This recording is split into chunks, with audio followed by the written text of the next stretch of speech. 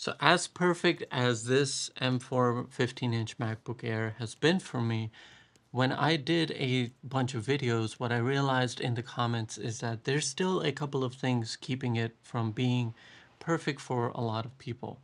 And that's what I wanted to talk about because I love this MacBook and it's done absolutely everything I wanted to do, but a few minor tweaks and this really can be the ultimate MacBook. The number one thing that stuck out to me is screen. A lot of people asked about the screen quality, the screen brightness, and then a lot of people also said that the lack of ProMotion is what keeps them from wanting a device like this.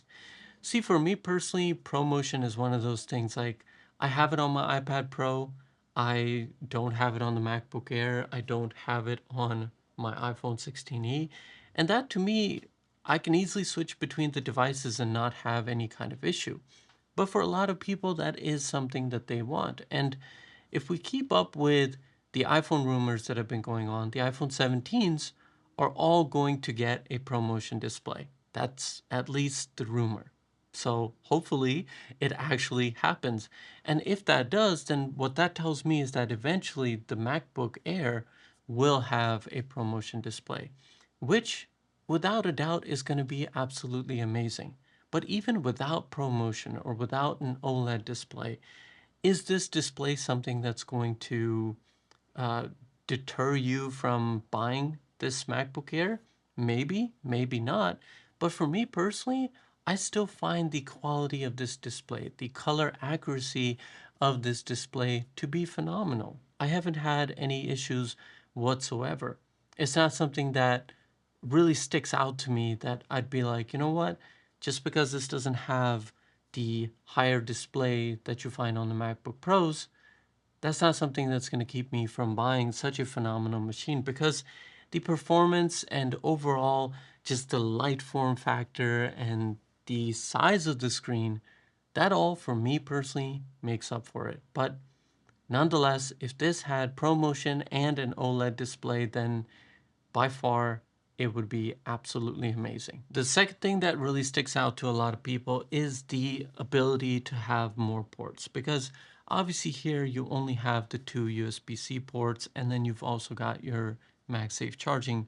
So, for me personally, that hasn't again been an issue. For example, the only things I'm connecting to this at one given time is an external SSD and then also my SD card reader. And then if I do need to charge, I use the MagSafe port to do the charging. And that's about it. That's like the maximum amount of things that I'm connecting to it at one time. But everybody's situation is different. Everybody's workflow is different. And the ability to have more ports would be wonderful, but it's something that doesn't limit me. Obviously, on the MacBook Pros by standard, you get 4 ports, which is a lot. But even if I look at when I worked on my M1 Pro MacBook Pro, the two things that I was connecting to it at one given time was the fact that it was an external SSD and also my SD card reader. Now, it would be really wonderful if, because this is a machine that has enough performance to cater to creative individuals that maybe are using a camera or an SD card. So an SD card slot maybe on the right side would be absolutely perfect, like a dream come true for me. But again, is this something that if I look at this MacBook overall and all that it offers, is the ability to not have two additional ports going to be keep me from actually wanting to use this machine? The answer to that question is no, because I'm still able to get my work done and do everything I want to do with this MacBook Air in once again a light, portable, and very comfortable screen form factor. Now, another thing that you don't get on the MacBook Air is the colors, right? You don't get the space black. Although in the older generations you had that option, I don't know why Apple took that away. Maybe it is because they want a distinguishing factor between the Pro lineup and then the MacBook Air. But like I have the Midnight, which has the shades of blue.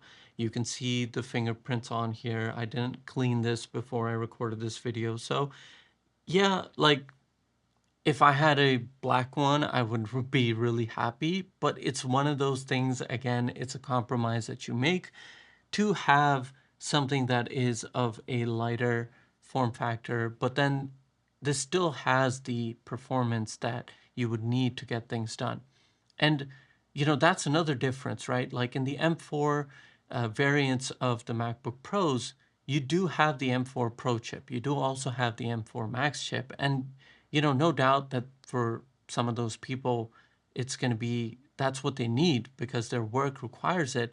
But for me and everything I've done, the base M4 has just been absolutely awesome. Like I haven't had any hindered performance to where it leaves me wanting more from the MacBook Air. You see, I always shied away from the MacBook Air for that reason because before I just didn't find the performance to be enough for me to do things. But that's why I never got the M1, I never got the M3 or any of the other variants.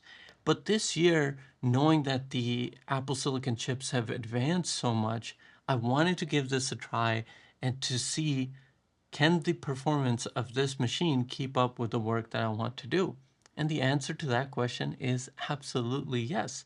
And that's one reason why I kept the MacBook Air, because I look at it in comparison to my M1 Pro 14-inch MacBook Pro. Although I don't have an OLED screen, although I don't have ProMotion, I still have a bigger screen that has really good colors. It's bright enough for me. And then in terms of performance, I also have enough performance to do all the work that I need to do. And lastly, what I really loved was the ability to have such a lightweight machine. I carried around the M1 Pro MacBook Pro, and even though that's a 14-inch, it's got a lot of heft to it, right? And that's for obvious reason. There's more ports, there's more performance, more internals, all of that, right? So it's a heavier chassis, but for me to just have a larger laptop with this kind of screen real estate, it's a great alternative from my desk setup where I have a really ultra wide monitor. So this gives me enough screen real estate to where I'm still comfortable, because even though there's just a 1 inch difference between the M1 Pro 14-inch and then the M4 15-inch, it really makes a world of a difference, especially when you're doing things like editing photo and video. If you are someone that has been looking at the Pro MacBook Pro and you're questioning whether you might need that performance, then the answer probably is that you don't need it. This should be sufficient enough, and at the price point, it's really a phenomenal deal. To be able to, go back to when I was going into college and $1,000 MacBook, if I just compare it to that versus now, just how much you're getting here is absolutely amazing. This has been a wonderful machine, a wonderful addition to my entire Apple ecosystem. I've done tons of videos on not only my ecosystem, but also this MacBook Air. So I'll link those down below. I really think that you should have a good hard look at this MacBook Air because it's just been a phenomenal device, and it's been something that has really been a joy to use. Until now, I have not had any issue whatsoever. Because if I had any kind of problem with this in that initial period when I bought it, it would have gone back to Apple. But it didn't, because it's a wonderful machine. Check out the M4 MacBook Air 15-inch. It's really a joy to use and such a wonderful laptop, especially at the price point that it's at. I really hope that this video is helpful to you. If you have any questions, drop them in the comments down below. Thank you so much for your time. I really appreciate it. Take care, and I will see you in the next video.